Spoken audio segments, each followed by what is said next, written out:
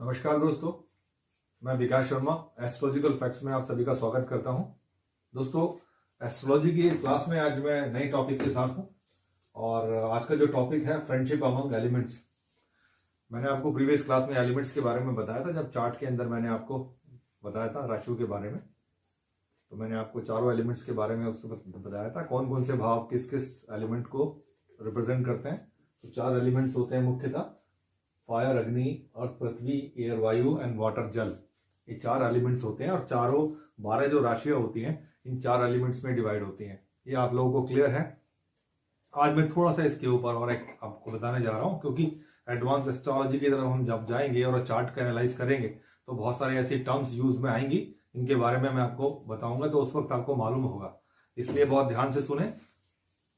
मैंने आपको बता चुका हूं 1, 5, 9 नंबर की जो राशियां होती हैं ये फायर एलिमेंट को रिप्रेजेंट करती हैं, अग्नि को रिप्रेजेंट करती हैं। 1 नंबर की राशि का मतलब मेष, 5 नंबर की राशि का मतलब सिंह और 9 नंबर की राशि का मतलब धनु राशियां। उसी प्रकार जो अर्थ एलिमेंट है उसको कौन रिप्रेजेंट करता है, कौन कौन सी राशियां जो है रिप्रेजेंट करती हैं, 2, 6 और 10 राशियां। 2 वृषभ राशि, 6 कन्या राशि और 10 मकर राशि। तो ये अर्थ को रिप्रेजेंट करती है, अर्थ एलिमेंट को रिप्रेजेंट करती है। उसी प्रकार दोस्तों जो वायु एलिमेंट्स की राशियां हैं वो 3, 7 और 11 है। 3 मिथुन राशि, 7 तुला राशि और 11 नंबर की जो राशि है वो कुंभ राशि है। उसी प्रकार जो वाटर को रिप्रेजेंट करते हैं, वाटर एलिमेंट को रिप्रेजेंट करते हैं, वो 3 राशियां कौन कौन सी हैं, 4, 8 और 12 नंबर की राशियां, यानी कर्क, वृश्चिक और मीन राशियां, ये वाटर एलिमेंट को रिप्रेजेंट करती हैं। तो ये आप लोगों को क्लियर है। ये मैंने आपको बताया था। ग्रह भी होते हैं दोस्तों जिनको हम एलिमेंट्स में डिवाइड करते हैं। सूर्य ग्रह जो है अग्नि का ग्रह है, चंद्रमा जल का है, मंगल अग्नि तत्व को रिप्रेजेंट करता है, बुध पृथ्वी तत्व को रिप्रेजेंट करता है, गुरु आकाश तत्व को रिप्रेजेंट करता है, उसको जलीय ग्रह भी कहते हैं,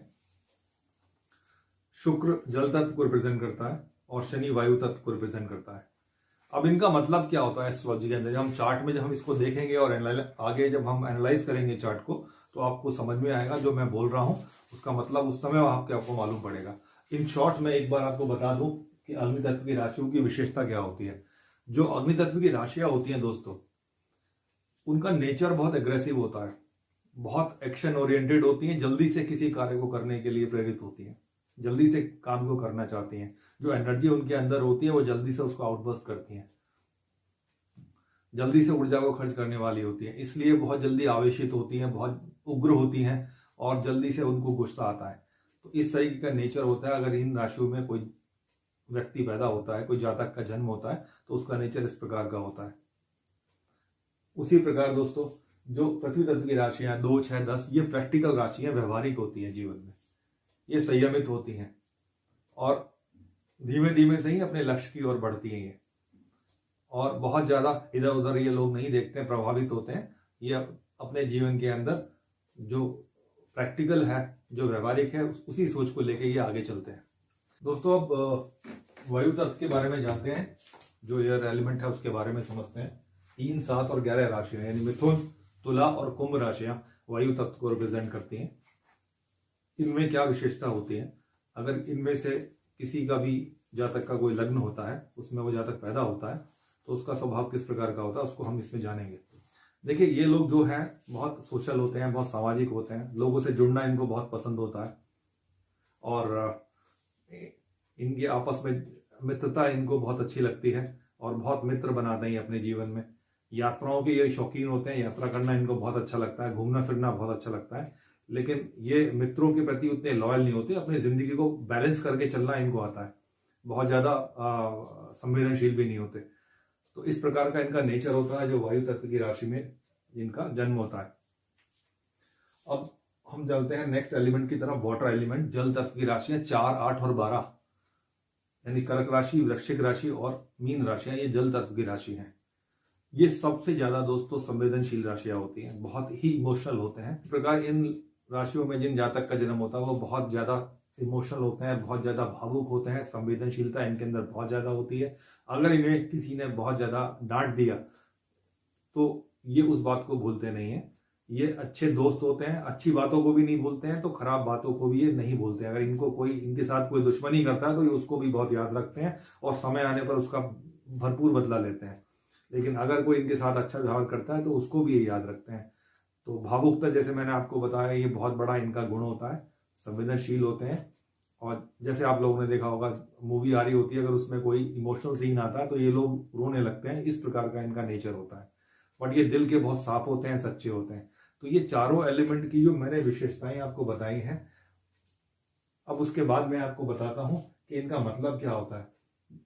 कि अगर कोई भी ग्रह, जो ग्रह के मैंने आपको एलिमेंट्स बताए हैं, अगर ग्रह अपने ही एलिमेंट्स में जाता है, जैसे सूर्य है, एक एग्जाम्पल के तौर पर मैं आपको बता रहा हूं कि सूर्य अग्नि का एलिमेंट को रिप्रेजेंट करता है।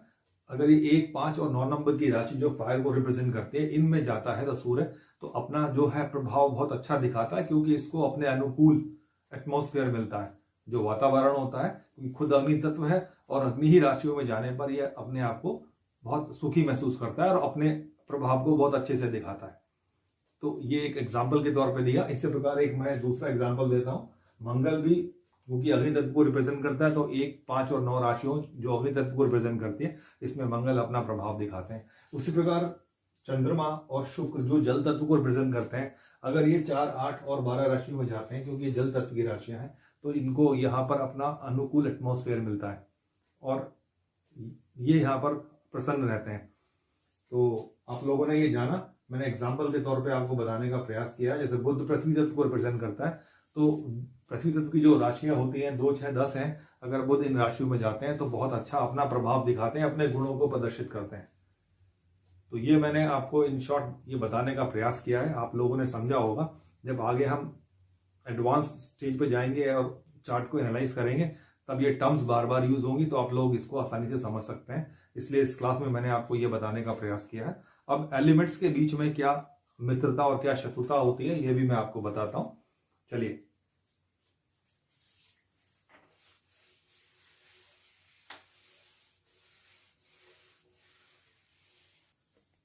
दोस्तों, पहला जो एलिमेंट था फायर, फायर का जो मित्र है वो आप सब समझते हैं एयर, ये इसका फ्रेंड है। फायर की जो मित्रता होती है, अग्नि की जो मित्रता होती है, वो वायु के साथ होती है। जब अग्नि को वायु का साथ मिलता है तो अग्नि और ज्यादा प्रज्वलित होती है, और ज्यादा पावक होती है। तो इसका जो मित्र है वो एयर है। अब अग्नि के शत्रु कौन है वो हम देखते हैं। जो फायर के एनिमी है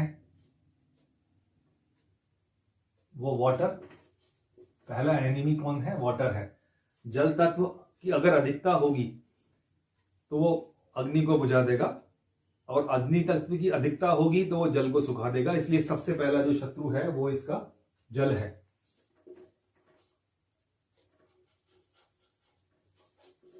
पहला शत्रु है फायर का वाटर, और जो दूसरा शत्रु है वो है अर्थ।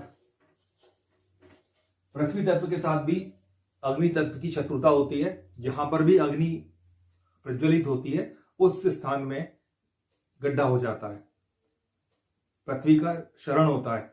इसलिए अग्नि तत्व की जो शत्रुता होती है वो अर्थ के साथ होती है। तो आपने समझा। अब एक और एलिमेंट लेते हैं,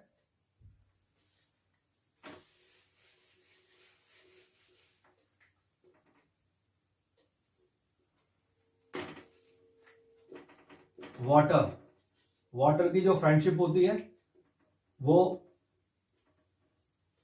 अर्थ के साथ होती है।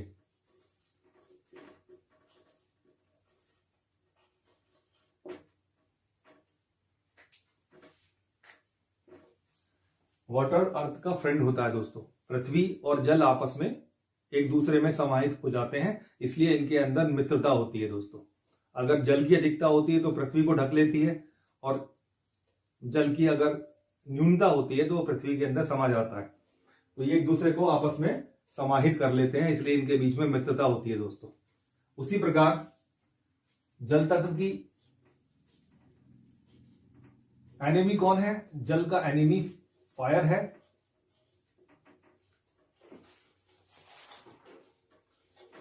और जल का जो दूसरा शत्रु है वो है एयर।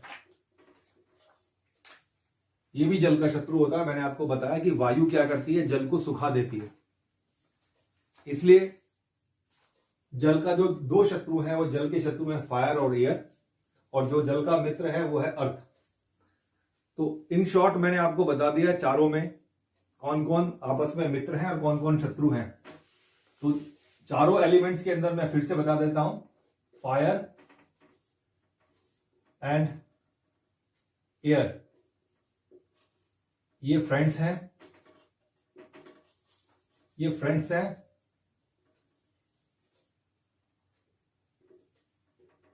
वाटर एंड अर्थ ये आपस में फ्रेंड्स हैं। तो आप लोगों ने समझा, और इनके ऑपोजिट ये आपस में शत्रु हैं।